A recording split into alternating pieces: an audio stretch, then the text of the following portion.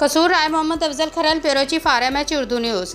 पत्तों की तहसील press club पत्तों का अहम इजलास ज़ेर सदारत सदर तहसील प्रेस क्लब पत्तों की राना महबूब अहमद मुनक्कद हुआ।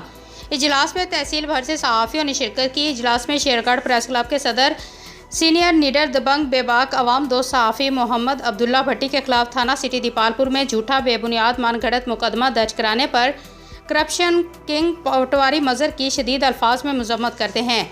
करप्शन किंग टोले और उनकी सहूलतकार सहाफ़ियों के खिलाफ झूठे मनगढ़ंत मुकदमे दर्ज करवा कर उनको सच लिखने से ना रोक सकते हैं। तहसील प्रेस क्लब पत्तोकी के सदर और मेंबरान और अहदेदारान DPO काड़ा से मोहम्मद अब्दुल्ला भट्टी के खिलाफ दर्ज इस झूठे मुकदमे को फौरी खारिज करने का मुतालबा करते हैं।